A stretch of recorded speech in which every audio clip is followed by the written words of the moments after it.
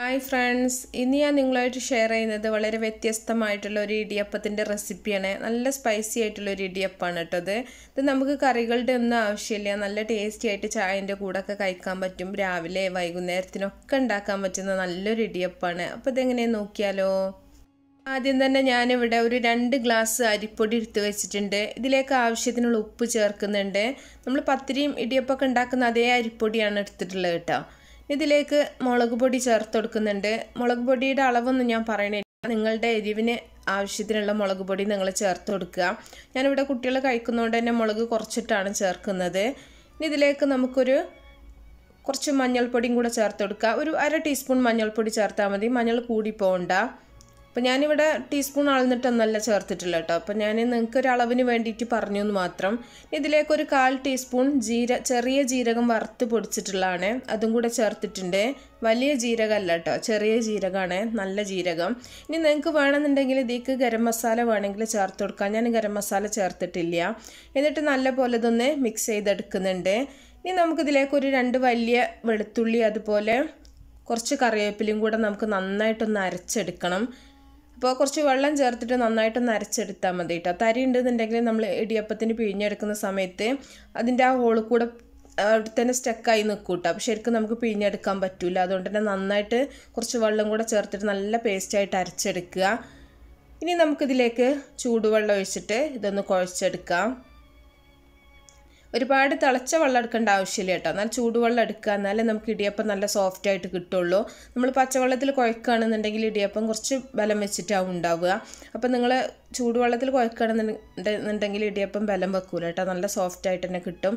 അപ്പോൾ ആവശ്യത്തിന് വെള്ളം ഒഴിച്ചിട്ട് നമ്മൾ നന്നായിട്ടൊന്ന് മിക്സ് ചെയ്തിട്ട് കൈ വെച്ചിട്ട് നല്ല പോലെ ഒന്ന് കുഴച്ചെടുക്കുക. സാധാരണ നമ്മൾ ഇടിയപ്പത്തിൻ്റെ മാവ് കുഴച്ചെടുക്കുന്ന അതേ പാകത്തിൽ തന്നെയാണ് കേട്ടോ. അതിൽ നമ്മൾ ഉപ്പ് മാത്രം ചേർത്തിട്ടല്ലേ നമ്മൾ മാവ് റെഡിയാക്കുക. അപ്പോൾ ഇതിൽ കുറച്ച് വ്യത്യസ്തമായിട്ട് ഇത്രയും മസാലകളൊക്കെ ചേർത്തിട്ട് കുഴക്കുന്നു, അത്രയേ ഉള്ളൂ. പാകമൊക്കെ അതേ പാകത്തിന് തന്നെ നിങ്ങൾ കുഴച്ചെടുത്താൽ മതി. അപ്പോൾ അതുപോലെ എരിവ് ഞാൻ പറഞ്ഞല്ലോ, മുളക് നിങ്ങൾക്ക് ഇഷ്ടമാണെന്നുണ്ടെങ്കിൽ കൂട്ടിയും കുറച്ചൊക്കെ നിങ്ങൾക്ക് എടുക്കാം.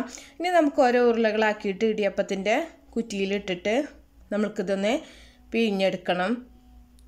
അപ്പോൾ അതൊക്കെ നിങ്ങളുടെ ഇടിയപ്പത്തിൻ്റെ ഏത് കുറ്റി എടുക്കുക കേട്ടോ. മരത്തിൻ്റെ ആണെങ്കിൽ അങ്ങനെ ചെറിയ നൂലായിട്ട് വരുന്നതൊക്കെ ഉണ്ടല്ലോ, അങ്ങനെയാണെങ്കിലും വലുതായിട്ടാണെങ്കിലും ഒക്കെ ചെയ്യാം. ഇനി കുറച്ച് തേങ്ങ, അതുപോലെ തന്നെ പച്ചമുളക്, 2 ചെറിയ ഉള്ളി, കുറച്ച് മല്ലിയിലും കൂടെ നന്നായിട്ടൊന്ന് ചതച്ചെടുത്തിട്ടുള്ളതാണ്. ഇതാണ് നമ്മൾ തേങ്ങക്ക് പകരം ഇതിൻ്റെ ഈ ഒരു തട്ടിൽ വെച്ച് കൊടുക്കുന്നത് കേട്ടോ. നമ്മൾ ചമ്മന്തി ഉണ്ടാക്കുന്ന ആ ഒരു പാകത്തിന് ചമ്മന്തിയായിട്ട് ഒന്ന് ചതച്ചെടുത്താൽ മതി.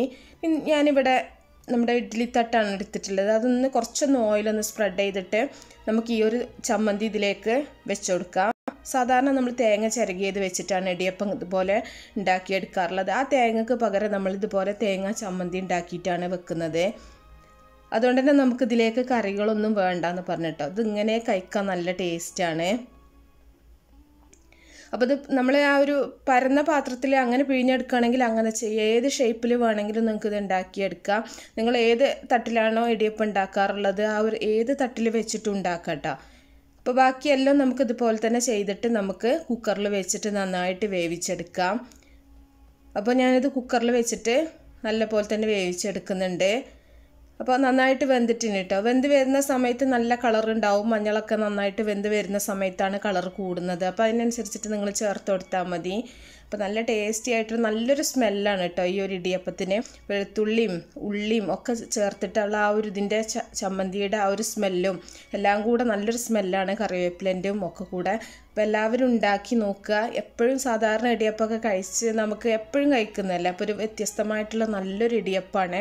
അപ്പോൾ ഇത് തക്കാളി ചട്നീൻ്റെ കൂടെ സൂപ്പർ ടേസ്റ്റാണ് കേട്ടോ. ഇതിലേക്ക് ഇനി തേങ്ങാ ചട്നി നിങ്ങൾ ഉണ്ടാക്കരുത്. തക്കാളീൻ്റെ ചട്നീൻ്റെ കൂടെ നല്ലൊരു കോമ്പിനേഷനാണ്. ഇനി കറികളൊന്നും ആവശ്യമില്ല, നല്ലൊരു ചായ ഉണ്ടായാലും നമുക്ക് സൂപ്പറായിട്ട് കഴിക്കാൻ പറ്റും. അപ്പോൾ നിങ്ങൾക്ക് എന്ത് കറിയുടെ കൂടെയാണ് ഇഷ്ടം ഒക്കെ ഉണ്ടെങ്കിൽ അതിനനുസരിച്ചിട്ടൊക്കെ നിങ്ങൾക്ക് കഴിക്കാം. അപ്പോൾ ഞാൻ നല്ലൊരു കറി എന്ന് പറഞ്ഞാൽ തക്കാളി ചട്നിയാണ് പറഞ്ഞിട്ടുള്ളത്. അപ്പോൾ എല്ലാവരും ഉണ്ടാക്കി നോക്കുക, എന്നിട്ട് അഭിപ്രായങ്ങളൊക്കെ അറിയിക്കുക. അപ്പോൾ ഇഷ്ടപ്പെട്ടാൽ നിങ്ങൾ ലൈക്ക് ചെയ്യുക, അതുപോലെ ഷെയർ ചെയ്യുക. അപ്പോൾ നല്ല റെസിപ്പികളൊക്കെ ആയിട്ട് നമുക്ക് അടുത്തൊരു വീഡിയോയിൽ കാണാം. ഓക്കേ.